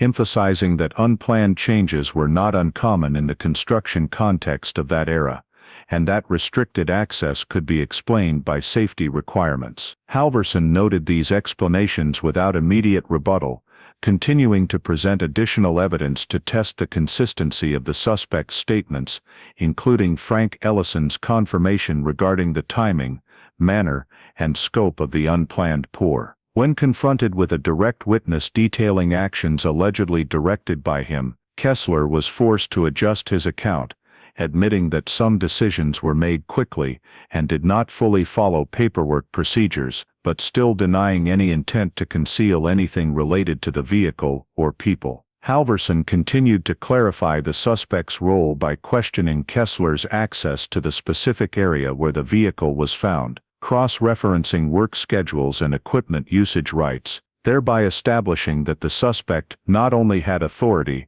but also the practical ability to direct or directly participate in the activities necessary to lower and cover such a large structure. Throughout this process, Halverson made no direct accusations, instead allowing the chain of evidence to create pressure on its own, forcing Kessler to respond to each element individually, thereby revealing contradictions or evasions. When the questions shifted to cash payments, Kessler became more cautious, admitting that there were expenditures that did not go through normal accounting procedures, but attempting to downplay their importance by describing them as common industry practice at the time. Halverson noted this statement and cross-referenced it with the collected financial data, emphasizing that the combination of cash payments, an unplanned pour, and restricted access created a pattern of behavior that was difficult to explain solely by ordinary technical needs. Throughout the interrogation,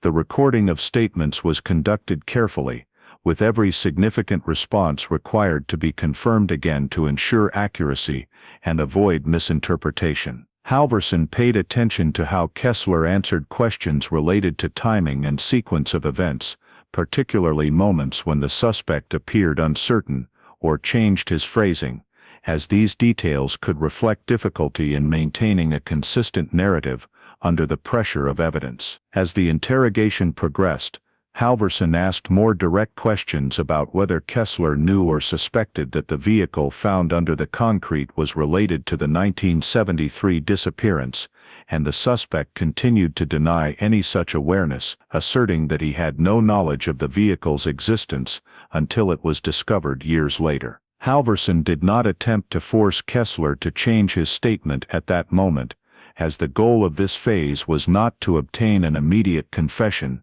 but to accurately record the suspect's position in response to each specific piece of evidence. When the interrogation concluded, Kessler's entire statement was compiled into a detailed transcript, accompanied by notes on points that were confirmed, points that remained contradictory, and issues that the suspect refused or could not convincingly explain. Clarifying the suspect's role through evidence confrontation did not yield a clear confession, but it reinforced the picture that Kessler could not distance himself from the decisions and actions that facilitated the concealment of the vehicle, while raising questions that his statement could not yet resolve. Within the scope of this interrogation phase, the investigator achieved the objective of defining the boundaries between what the suspect admitted, what he denied, and what the evidence indicated, creating a solid basis for evaluating the legal value of the statement and preparing for subsequent steps in the proceedings. Immediately after the interrogation phase clarified the boundaries between what Harold D. Kessler admitted,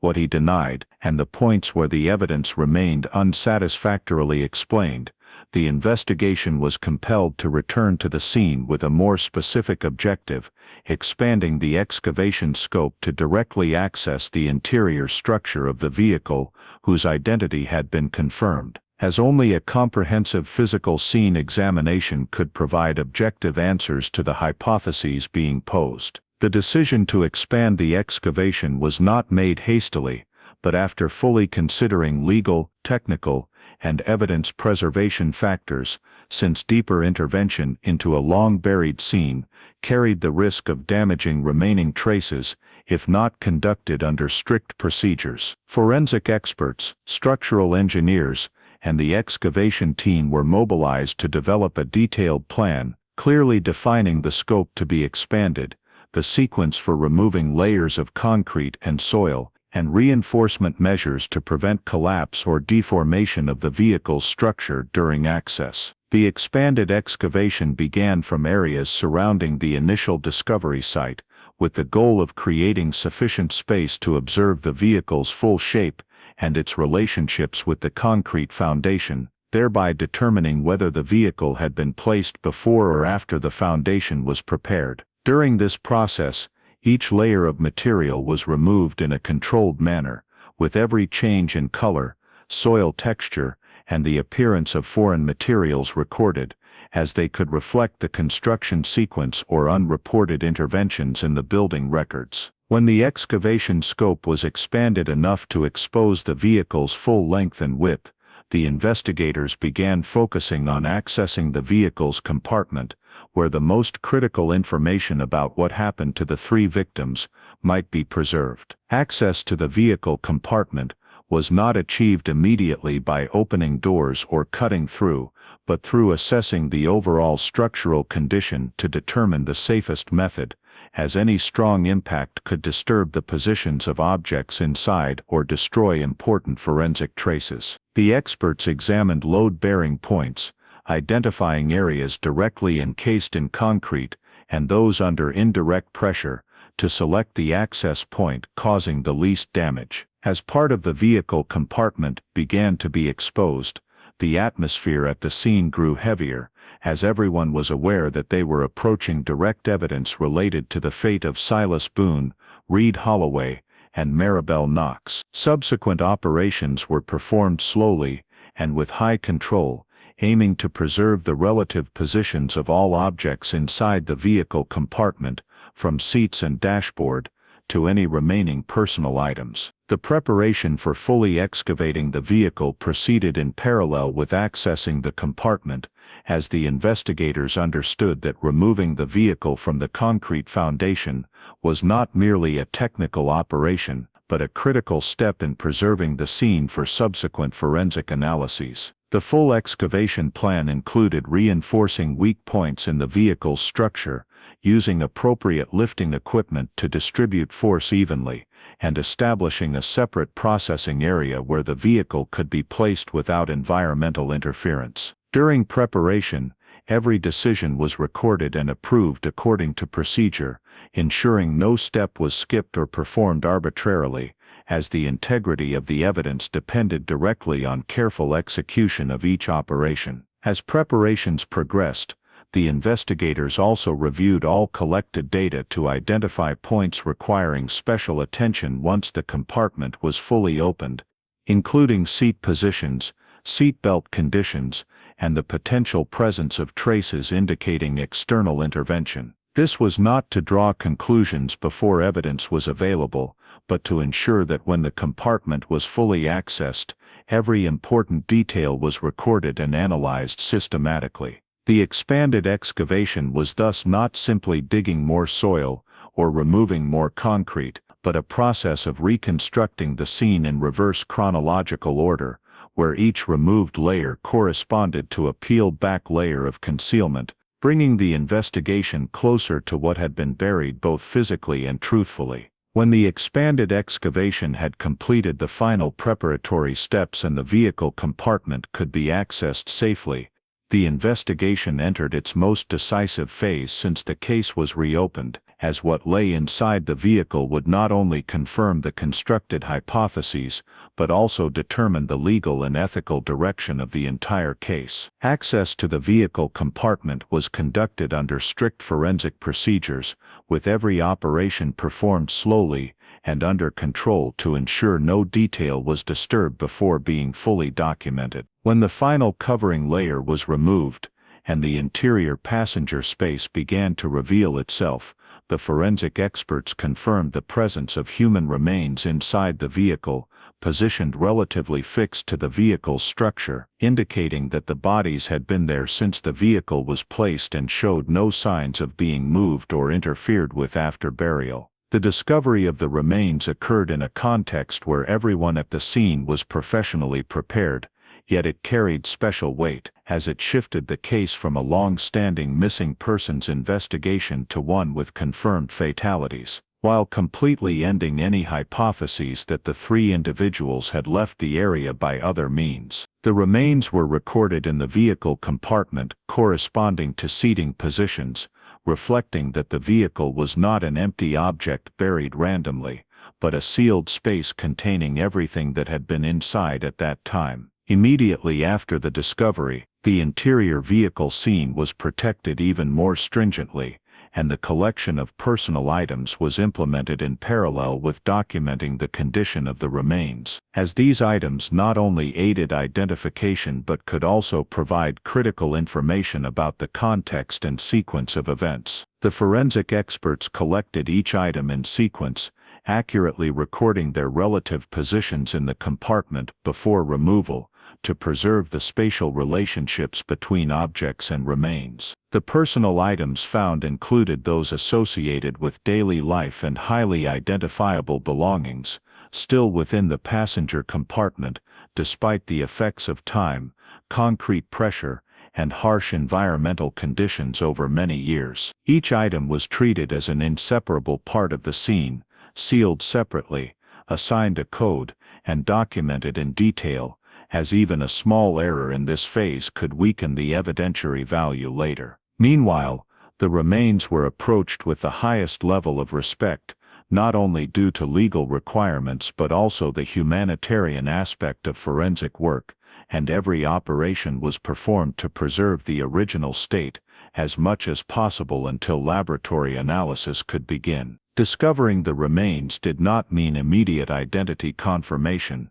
as in cases spanning many years, all conclusions must rely on rigorous scientific processes to completely rule out errors. Bone samples were collected according to standard procedures and transferred to the forensic laboratory for analysis, while personal items were cross-referenced with archived records and information gathered from 1973 to build a multi-layered identification basis. The identity confirmation process did not rely on a single factor, but the combination of multiple data sources, including skeletal characteristics, discovery location, personal items, and matches with the previously confirmed vehicle records. As the analysis results converged, the picture became clearer, and the forensic experts concluded that the remains found in the vehicle compartment were those of Silas Boone, Reed Holloway, and Maribel Knox, the three victims who disappeared after the 1973 prom night and had left no trace since. This identity confirmation carried significance far beyond a scientific conclusion, as it marked the first time since their disappearance that the fate of the three was definitively determined, ending the ambiguity that had lasted over 2 decades. In the investigation file, the discovery of the remains and identity confirmation were recorded as an irreversible turning point, as from this moment, the case was no longer an open question about disappearance, but a fatality case with specific physical evidence and a reconstructible chain of events. The investigators also noted that the condition of the remains and their positions in the compartment provided important data about the conditions inside the vehicle at the time of burial, including no signs of scattering or disturbance, suggesting that everything occurred quickly in a sealed space. However, at this stage, all assessments of cause of death were temporarily withheld to avoid speculation before full forensic conclusions, as the primary goal was to document and preserve everything found. The discovery of the bodies also forced the investigation to shift to a more serious level legally and ethically, as the evidence was now not just a concealed vehicle, but 3 people who had lost their lives under circumstances yet to be clarified. After the remains of Silas Boone, Reed Holloway, and Maribel Knox were recovered, and scientifically identified, the entire focus of the investigation shifted to the forensic examination phase, aimed at clarifying not only that they had died, but how they died, under what conditions, and what the scene and the vehicle could reveal about the chain of events that unfolded from the moment the car was buried. The scene examination was conducted first, as the relationship between the concrete foundation, the fill dirt, and the vehicle's position was key to reconstructing the timeline and determining whether the car had been placed there before or after official construction activities began. Forensic experts and construction engineers collaborated to analyze the layers of material surrounding the vehicle, noting soil stratification, signs of compaction, and the bonding between the concrete and the vehicle's metal surfaces, thereby determining that the car had been lowered into an existing excavation before the foundation layer was poured, rather than being randomly encased after the concrete had already hardened. These traces indicated a deliberate sequence in which the vehicle was positioned in a specific spot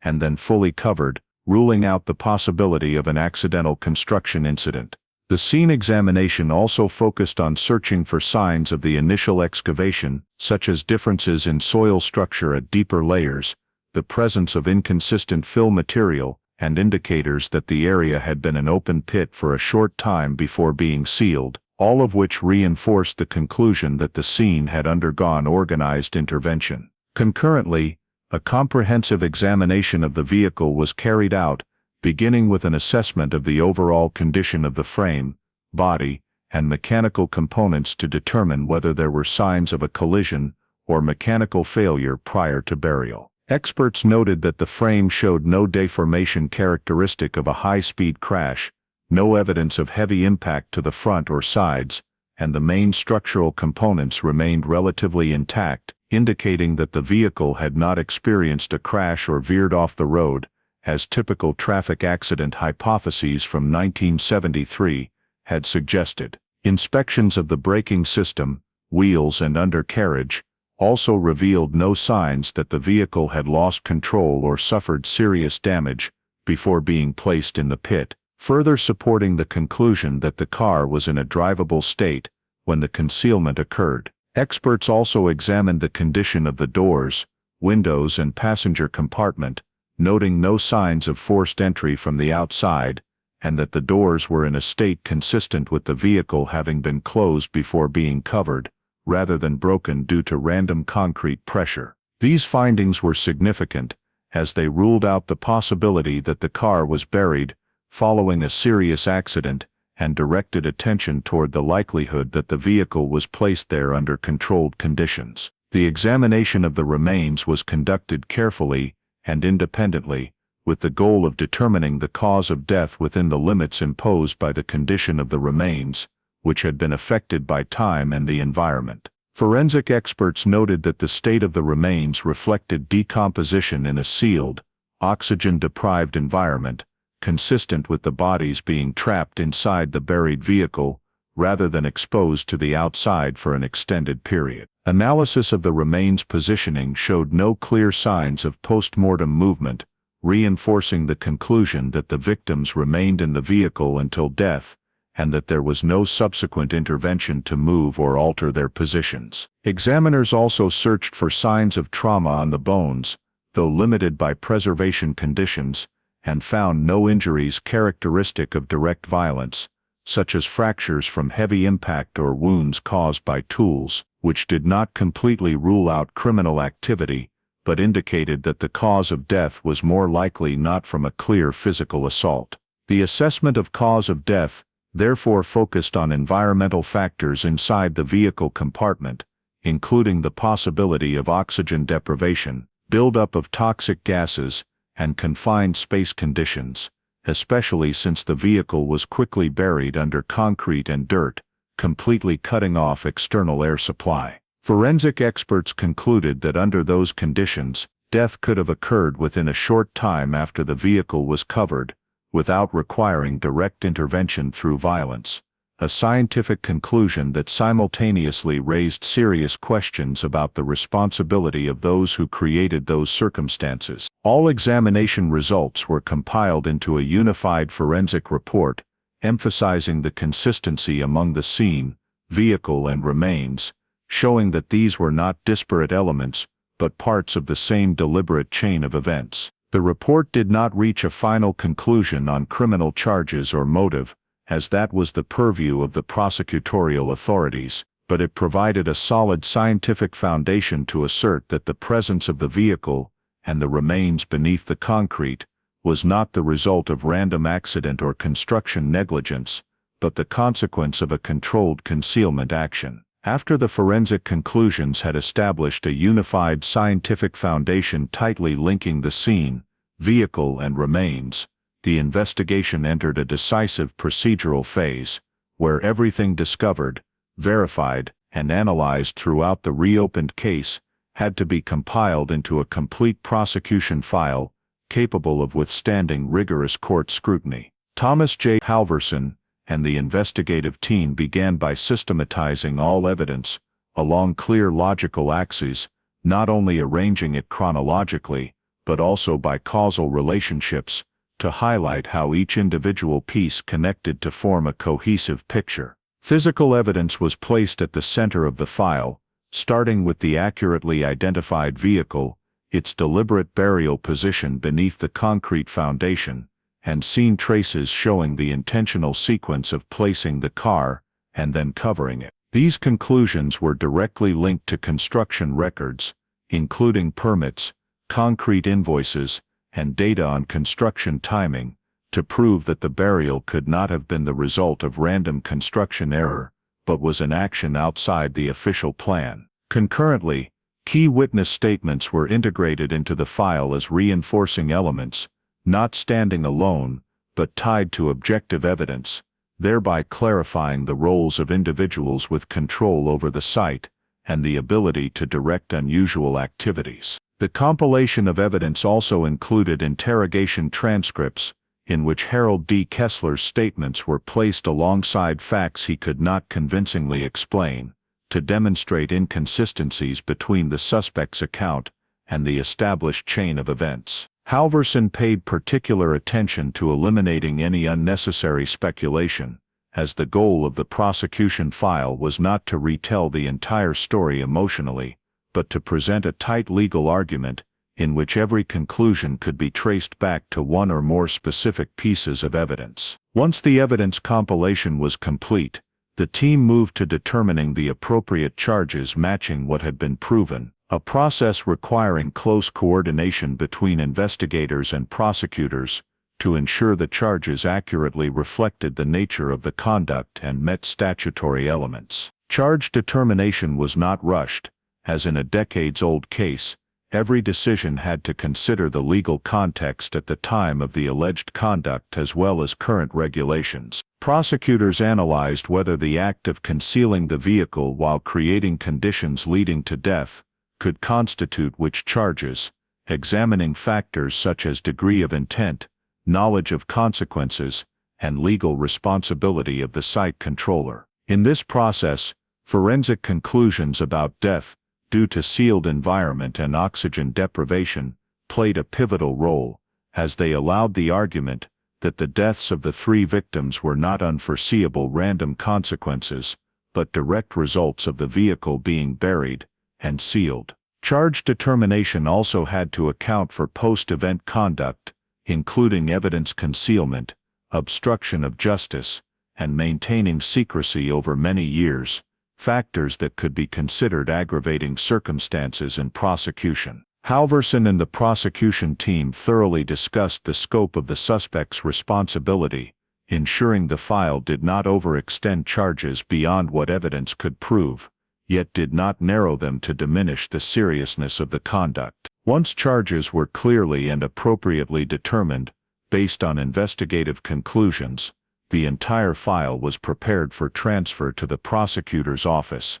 including detailed investigative reports, forensic examination transcripts, witness statements, construction documents, and accompanying legal analyses. Transferring the prosecution file was not merely an administrative procedure, but a moment marking the handover of responsibility from investigative agencies to the judicial system, where the case would be examined in the light of adversarial proceedings and judgment. Before formal handover, Halverson conducted a final review to ensure no unresolved internal contradictions, no missing critical evidence, or unclear presentations existed, as any oversight could be exploited during trial. The final file reflected a continuous chain of events, from the 1973 disappearance night, through the frozen case period, to the 1997 discovery and reopened investigation, showing consistency in how the evidence led to the same conclusion about responsibility. When the file was transferred to prosecution, the operational investigation was officially complete, but the case entered a new phase, where the truth would be presented in court and publicly tested against strict legal standards. Within the scope of this phase, completing the prosecution file aimed not for emotional closure, but to ensure every conduct established by evidence was fully and accurately placed before justice. When the prosecution file was transferred to the prosecutor's office and formal charges were issued, the case entered the public space of the courtroom, where all evidence gathered in silence over many months had to undergo direct and rigorous scrutiny before the judge and jury. From the very first sessions, the trial's focus was on presenting evidence systematically, with the goal of reconstructing the chain of events that led to Silas Boone, Reed Holloway, and Maribel Knox being buried beneath the concrete foundation and dying inside the vehicle. The prosecution began by establishing the overall context, sequentially presenting key physical evidence, from the vehicle's discovery location, its deliberate burial under the concrete layer, to scene examination conclusions, showing the sequence of placing the car and then covering it could not be the result of a random accident. Forensic reports were presented in detail, clarifying the connection among the scene, vehicle and remains, emphasizing that the condition of the frame, doors, and passenger compartment ruled out a typical traffic collision, while reinforcing the conclusion that the car was placed there under controlled conditions. As exhibits were introduced, every small detail was explained for its legal and scientific significance, to help the jury understand that these were not isolated pieces but a tightly linked chain of evidence. Key witness testimony followed, focusing on confirmations of the unplanned foundation pour, restricted site access, and payments outside official processes, placing these actions in the timeline coinciding with the vehicle's burial. The prosecutor emphasized that such decisions could not have been made by those without site control, thereby highlighting Harold D. Kessler's central role in the entire chain of events. When presenting the defendant's interrogation statements, the prosecutor contrasted each claim with objective evidence, pointing out contradictions and questions Kessler's explanations could not satisfactorily answer, especially regarding the reason for an unplanned construction pour and the exact match between that area and the vehicle's discovery location. The defense responded by focusing on cross-examination, attempting to cast doubt on the certainty of investigative and forensic conclusions,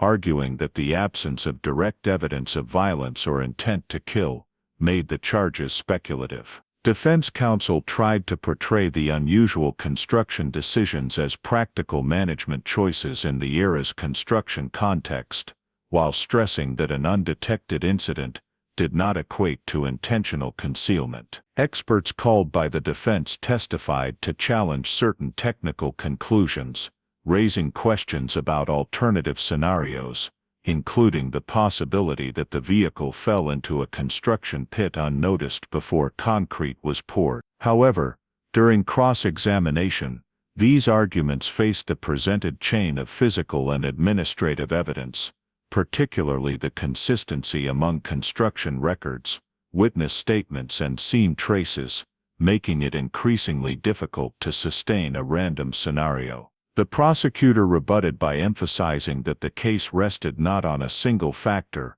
but on the convergence of multiple independent pieces of evidence, each pointing to the same conclusion of deliberate vehicle concealment. The adversarial process extended over many sessions, with both sides continually questioning standards of proof, degrees of responsibility, and the boundary between gross negligence and criminal conduct. Throughout, the judge maintained tight control, ensuring arguments stayed focused on evidence and law, rather than sliding into emotional speculation. When the adversarial phase concluded, the jury was instructed on the legal criteria to consider, including whether the defendant's conduct satisfied the elements of the charged offenses based on what had been proven at trial. Deliberations lasted a long time, reflecting the case's complexity and the weight of the decision, as this was not an ordinary criminal case, but the resolution of events spanning decades. When the jury returned to the courtroom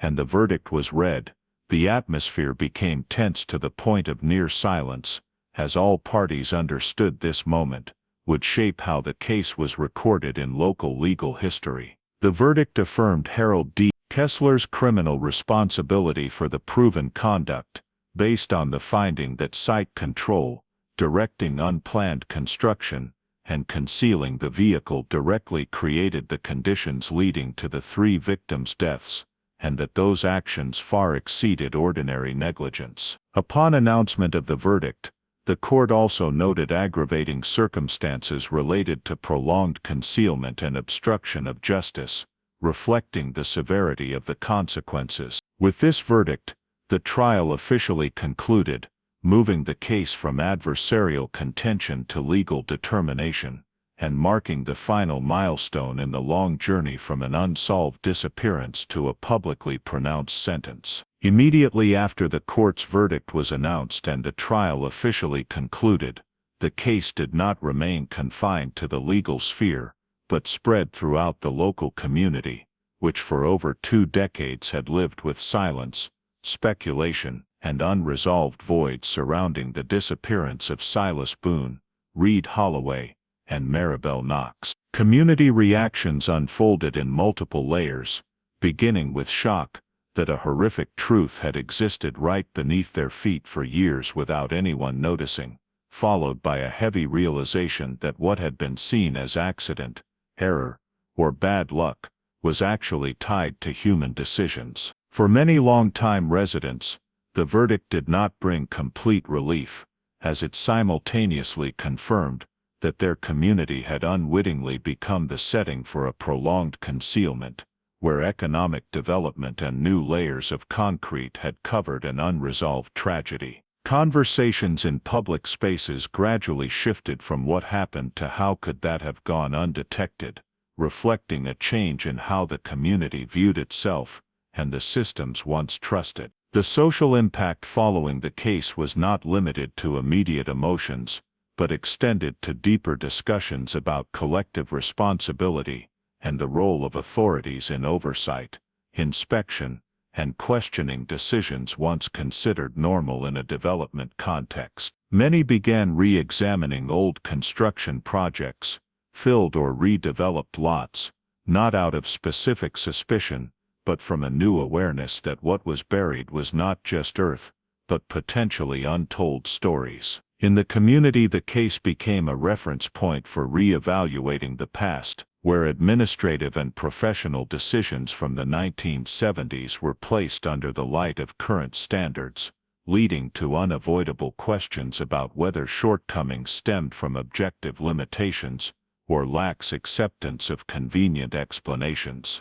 Reassessing past decisions became a central theme, not to seek additional blame, but to understand how a series of choices, each seeming small and reasonable at the time, could accumulate into severe outcomes when not fully scrutinized. These discussions extended to those who had directly or indirectly participated in decisions years earlier, forcing them to confront whether there was a moment the case could have turned differently, if someone had asked one more question, dug deeper into a report, or refused to accept an assumption too soon. However, alongside these assessments was the recognition that judging the past by present standards always risks oversimplifying a complex context, and that not every error stemmed from malice, even if the consequences were undeniable. Lingering issues thus persisted even after the verdict, as although criminal responsibility had been established,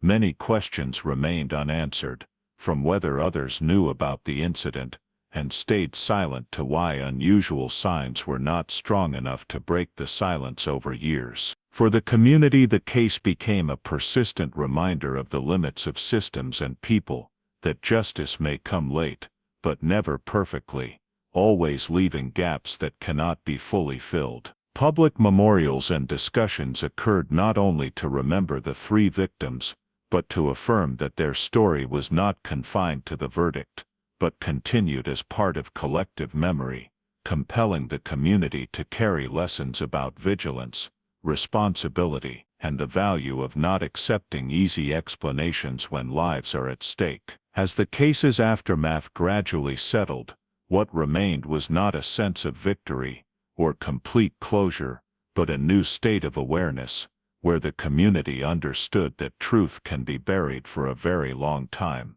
But when exposed, it forces everyone to look back at themselves, what was done, what was overlooked, and what needs to change to prevent similar tragedies in the future. The Kansas story illustrates something very American, yet easily forgotten in modern life. A community is only safe when both the system and every individual dare to ask the right questions at the right time. In 1973, Silas Boone, Reed Holloway, and Maribel Knox left prom at 11:45 p.m., then vanished without leaving wreckage, brake marks or skid traces, those negative results that should have pushed the investigation in a different direction much sooner. But the tip about the filled lot was deemed low reliability, and the decision not to excavate froze the case for 24 years. In 1997, it was a new redevelopment project that struck the metal object under the concrete,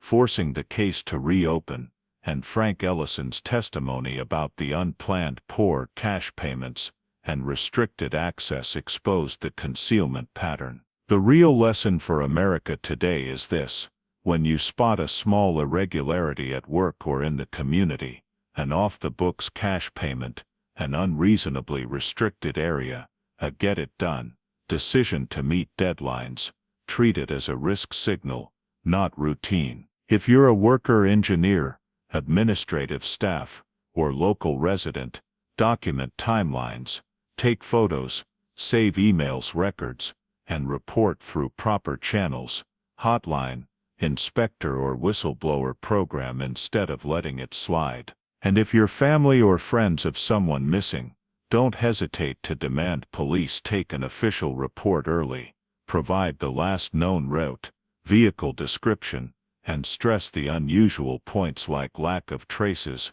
because sometimes the nothing there is the biggest evidence of all. If you believe stories like this Kansas case need to keep being told so the truth is no longer buried by time and silence, please subscribe to the channel to join us on the next journeys in search of justice. Thank you for listening to the very end, and see you in the next video, where another file will be opened, and questions never answered will once again be brought into the light.